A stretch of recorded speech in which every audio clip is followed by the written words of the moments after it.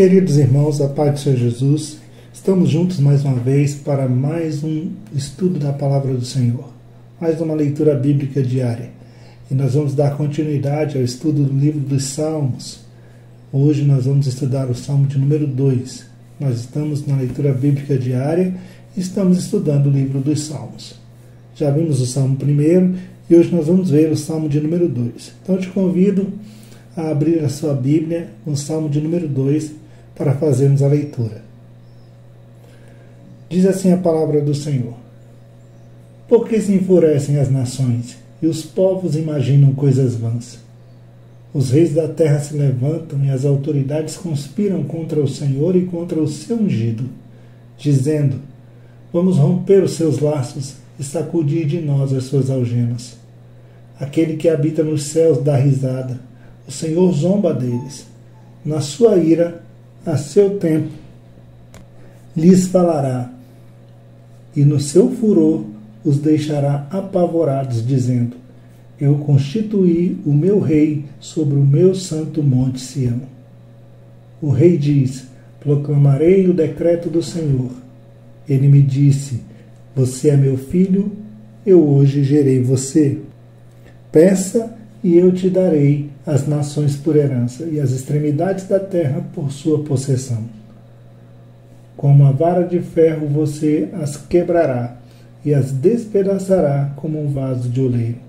Agora, pois, ó reis, sejam prudentes.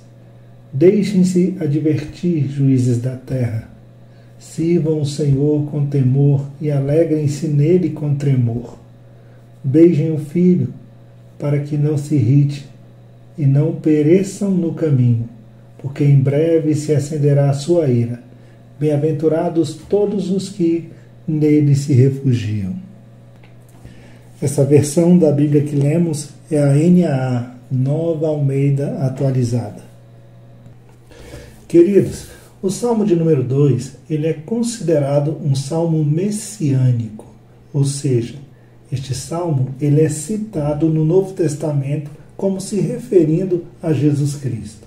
Assim como o Salmo 8, o Salmo 16, o Salmo 22, o Salmo 23, o Salmo 68, o 102, o Salmo 118 e outros salmos também são considerados também salmos messiânicos, porque estes salmos, ao serem citados no Novo Testamento, eles são citados como se referindo ao próprio Senhor Jesus.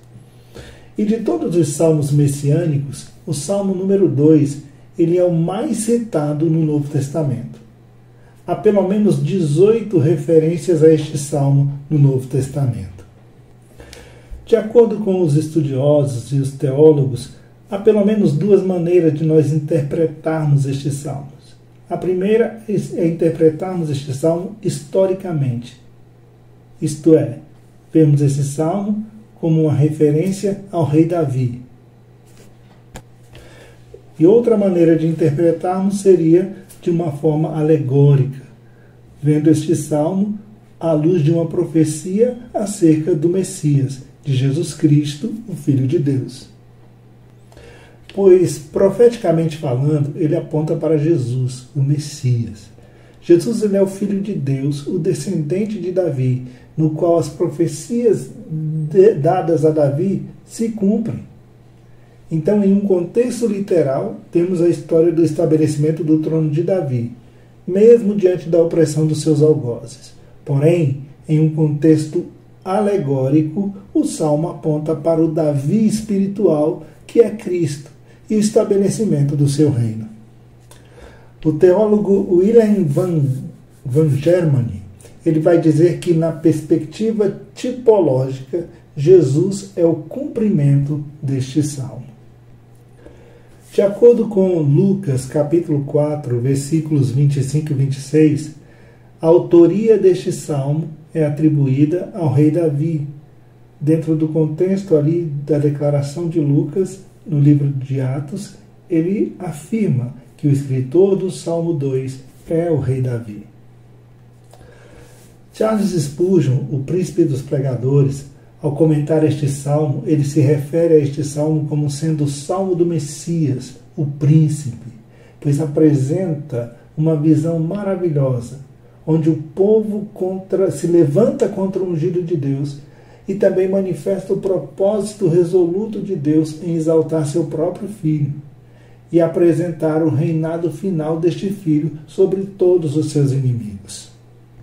Nesse estudo, nós faremos uma abordagem deste salmo na perspectiva do Davi espiritual, que é Cristo, e o estabelecimento do seu reino. É importante destacar, irmãos, que este salmo ele se divide em 4 partes, ou em 4 momentos de sua narrativa.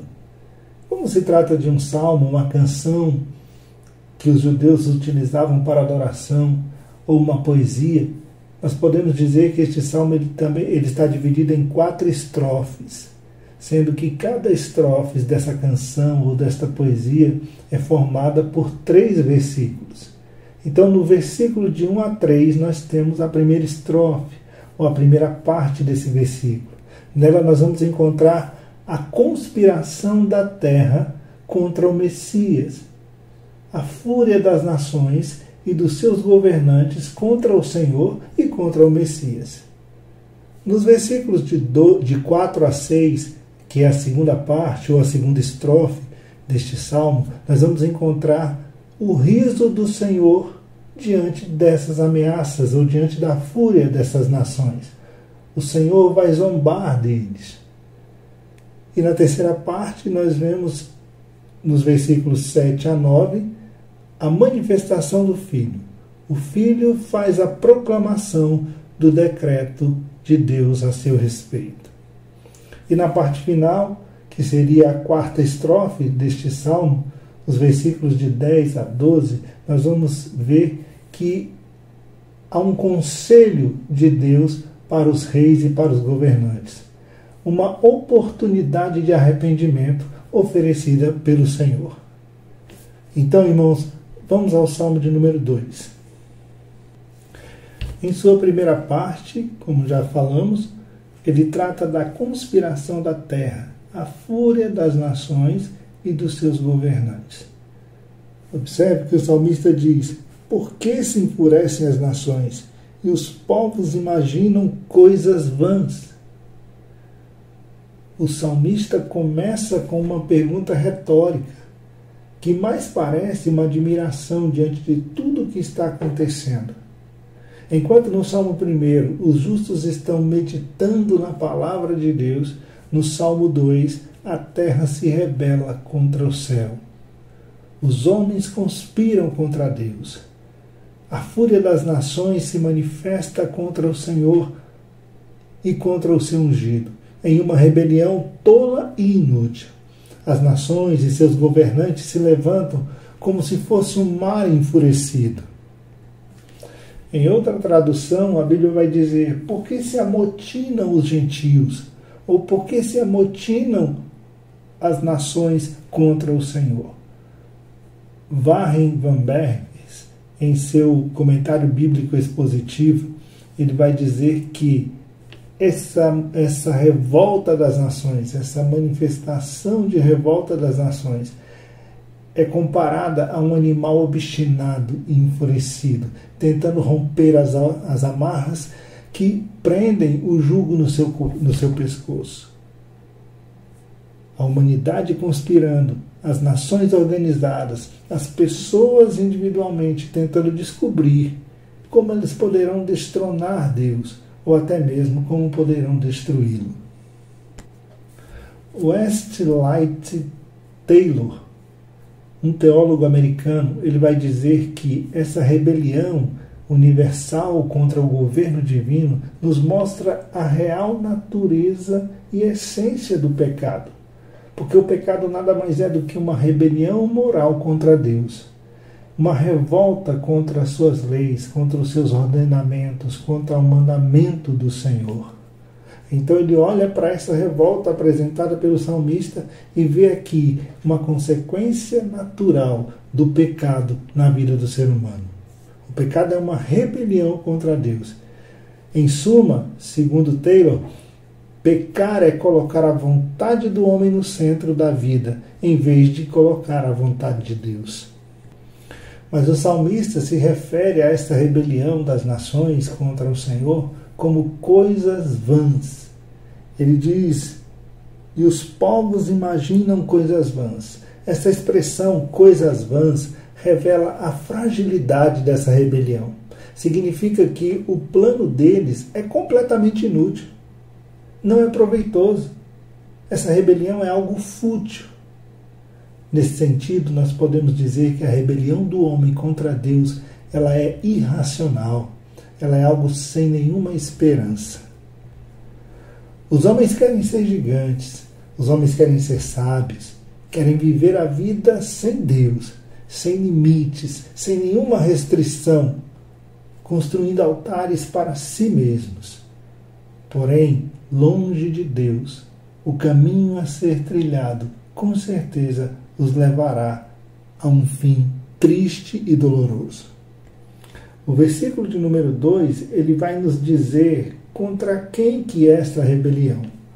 Contra quem as nações da terra, os povos gentios da terra estão se rebelando. O versículo de número 2 diz: os reis da terra se levantam e os príncipes conspiram contra o Senhor e contra o seu ungido, ou seja, contra o Messias, contra o seu Cristo. Em Atos dos Apóstolos, lá no capítulo 4, versículos 26 e 27, este versículo número 2, ele é citado pelo apóstolo Pedro e pelo apóstolo João em uma oração. Os apóstolos, eles acabaram de curar um enfermo, um homem paralítico, lá na entrada do templo, na porta chamada Formosa, ali do templo. E após curar estes homens, as autoridades religiosas daquele lugar prendem os apóstolos, eles são levados ao Sinédrio, e ali eles são interrogados, e ali eles são proibidos de pregar o nome do Senhor, de anunciar o nome do Senhor.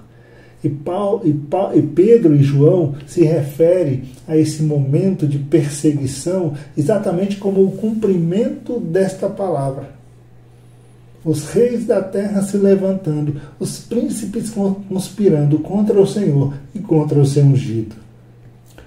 Observe que a oração dos discípulos, após serem soltos pelos guardas ali do sumo sacerdote, no versículo de número 26, ele vai dizer exatamente isso. Os reis da terra se levantam e as autoridades se juntam contra o Senhor e contra o seu ungido. No versículo 27 eles dizem: porque de fato, nesta cidade, Herodes e Pôncio Pilatos, com os gentios e gentes de Israel, se juntam contra o teu santo servo Jesus, a quem tu ungistes, para fazer tudo o que a tua mão e o teu propósito predeterminaram. Observem que eles enxergam naquele momento de perseguição em que as autoridades se levantam contra a igreja, exatamente isso. O apóstolo Pedro e o apóstolo João aplicam este versículo à perseguição que sofreram em Jerusalém. O povo se juntou com as autoridades contra Jesus e agora, naquele momento, se juntaram também contra a igreja. É interessante observar que o verbo levantar aqui no versículo 2 significa exatamente preparar-se para a batalha, preparar-se para a guerra. Tanto é que algumas traduções bíblicas trazem a expressão tomar posição. Diz: os reis da terra tomam posição e os governantes conspiram contra o ungido do Senhor. Então, isso demonstra que aqui os povos estão em guerra contra Deus. E é interessante nós observarmos, irmãos, que ao longo da história, os reis, os príncipes, os grandes líderes, os grandes pensadores, os grandes filósofos, os cientistas, os poderosos deste mundo estão mancomunados para declarar guerra contra Deus, para assim insurgirem contra o Senhor e contra Jesus, contra o seu ungido. Todos eles conjuntamente se opõem em formação opositora contra Deus. Há uma declaração de John MacArthur que se encaixa perfeitamente a esse contexto. Ele diz o seguinte: os vários modernismos e filosofias mudam radicalmente e regularmente de geração em geração. O que ele está dizendo? Que a cosmovisão do mundo ela muda a cada geração, de uma geração para outra. Mas ele declara: a única coisa que permanece constante no mundo é o seu ódio por Cristo e pelo seu Evangelho. Basta observarmos o mundo ao nosso redor, irmãos, e nós vamos ver que é claramente isso. A cada dia que passa, as pessoas são mais revoltadas com o Evangelho. Os ímpios são mais revoltados com a pregação da palavra, com o ensino da palavra e com o próprio Cristo de Deus. E qual o propósito dessa rebelião? Qual o propósito desse levante contra Deus? O versículo de número 3 diz assim: rompamos os seus laços, sacudamos de nós as suas algemas. Essa declaração é como se eles estivessem dizendo: não queremos que ele reine sobre nós. É a mesma declaração que está em Lucas capítulo 19, versículo 14. Não queremos que este rei reine sobre nós. Observe que os homens eles se empenham em se livrar-se de Deus. Eles querem ser livres para cometer toda a sorte de abominações. Querem ser os seus próprios deuses para se livrarem de todas as restrições. Para aquelas pessoas que se rebelam contra Deus, o domínio de Deus é visto como se fosse uma escravidão, como se fossem cadeias que oprimem, que prendem essas pessoas. E tudo que elas querem é se verem livres dessas cadeias, entre aspas. Porque, de fato, as autoridades e o povo, eles não querem se submeter à soberania de Deus, nem se submeterem aos limites impostos pela palavra do Senhor. Os homens pecaminosos nunca se dispõem a andar dentro das fronteiras que Deus impõe às suas criaturas. Para eles, o jugo de Cristo não é suave. O fardo de Cristo não é leve. Pelo contrário, eles se sentem oprimidos, presos, acorrentados. E eles vão fazer de tudo para se libertarem. É interessante quando nós observamos a visão ateísta. O ateísmo não é uma questão intelectual. O ateísmo é uma questão moral. Uma vez que o homem, quando não muda a sua conduta, ou não consegue mudar a sua conduta, automaticamente ele procura mudar o quê? A sua teologia.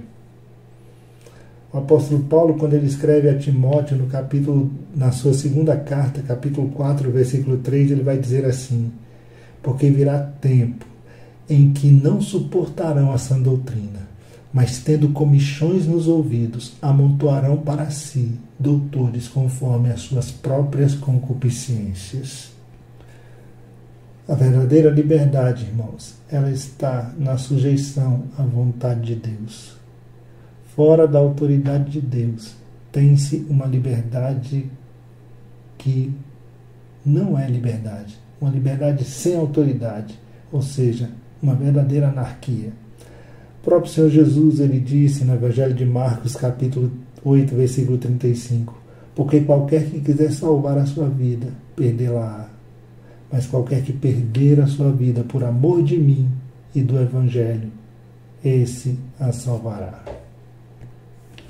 Portanto, após observarmos toda essa primeira parte do Salmo, onde o salmista demonstra a rebelião, a revolta dos poderosos, dos ímpios, dos pecadores, dos gentios contra o Senhor, na segunda parte do texto, a partir do versículo 4, ele vai mostrar a reação dos céus quanto a essa rebelião.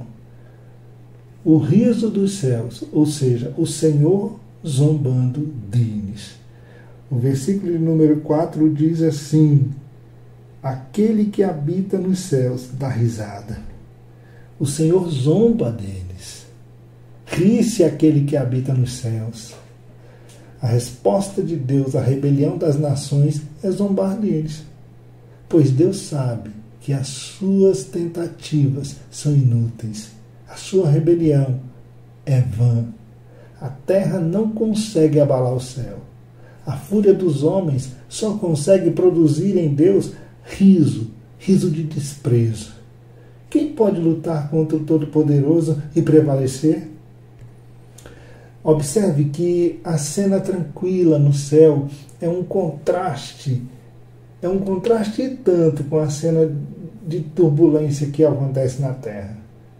Pois Deus não está preocupado e nem com medo dos homens insignificantes que se enfurecem contra ele. Deus simplesmente ri deles e ri com menosprezo. Pois diante de Deus, as nações mais poderosas, elas são consideradas como gotas em um balde. O profeta Isaías, no capítulo 40, ele vai dizer exatamente isso. Quando nós começamos ali no versículo de número 6 do capítulo 40 do livro do profeta Isaías, nós temos a seguinte declaração. Uma voz diz, proclame, e alguém pergunta, o que hei de proclamar? A resposta é, toda a humanidade é erva, e toda a sua glória é como a flor do campo. A erva seca e as flores caem, soprando nelas o hálito do Senhor. Na verdade, o povo é erva, e a erva seca e as flores caem, mas a palavra do Senhor permanece para sempre. E quando chega no versículo de número 12, o profeta começa a descrever a majestade, a glória e a grandeza do Senhor. Ele diz assim, quem na concha da sua mão mediu as águas e tomou a medida dos céus a palmo? Quem recolheu o pó da terra na taça, na terça parte de sua vasilha, e pesou os montes e as colinas numa balança? Quem guiou o Espírito do Senhor? Ou como seu conselheiro o ensinou? Com quem ele aconselhou-se para que lhe desse compreensão?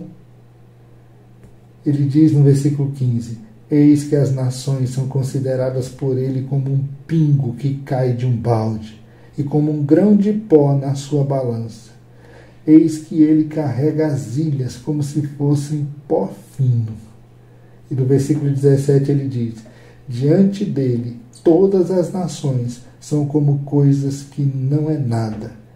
Ele as considera menos do que nada, como um vácuo. Quem pode lutar contra o Todo-Poderoso e prevalecer? Deus reage com humor e com desdém à conspiração enfurecida da terra. Ele não está nem um pouco ameaçado pelos líderes e pelas pessoas que fingem que ele nem existe. E não há conselhos nem tramas que prevaleçam contra o Senhor. Porém, haverá um tempo em que o Senhor responderá, e ele vai responder com a sua ira. Olha o que diz o versículo de número 5. Na sua ira, a seu tempo, lhes há de falar, e no seu furor os confundirá. Deus lhes falará na sua ira, e Deus vai enviar julgamentos terríveis sobre este mundo. No momento em que o poder destes povos está no ápice e a fúria está no ponto mais forte, então sai ali a palavra divina, sai ali a palavra do Senhor contra eles. Deus os repreende. Isso nos ensina, irmãos, que nem sempre Deus retribui a rebelião do homem no ato da sua loucura. Às vezes Deus dá corda, Deus permite que o homem vá e continue na sua rebelião. E o homem chega até a pensar que escapou do juízo de Deus. Chega até a pensar que Deus não vai fazer mais nada, Deus não vai tomar nenhuma posição contra seus atos de maldade. Mas o salmista diz que a seu tempo, ou seja, no tempo oportuno de Deus, ele falará. E os tronos da terra serão abalados. Ele vai demonstrar o seu furor e os homens vão ficar confundidos diante da manifestação da ira do Senhor. Então, irmãos, podemos observar que a primeira reação do céu diante dessa rebelião é dar risada. Logo em seguida, Deus fala, Deus manifesta a sua ira e no seu furor, Deus fala aos que estão em rebeldia contra ele. E o que diz o Senhor neste momento? Olha o versículo 6. eu constituí o meu rei sobre o meu santo monte. Observe que o Deus que está no trono é quem governa a história. Ele levanta reis e derruba dos seus tronos os poderosos. Levanta reinos e derruba reinos. Contudo, assim como Deus levantou Davi, ele também levantou Jesus Cristo. Levantou o Messias, o Rei dos Reis, e estabeleceu o seu trono, que jamais será abalado. E o seu reino jamais terá fim. Ele é o rei dos seus inimigos, o rei do seu povo, o rei de seu pai. A declaração de Deus na sua ira é: eu mesmo estabeleci o meu rei sobre o meu monte Sião. Foi Deus quem deu o trono em Sião a Davi. E foi Deus quem lhe deu vitórias subsequentes em suas batalhas contra os seus inimigos e contra os inimigos de Israel. No entanto, isso tudo é apenas um retrato de uma coroação ainda maior.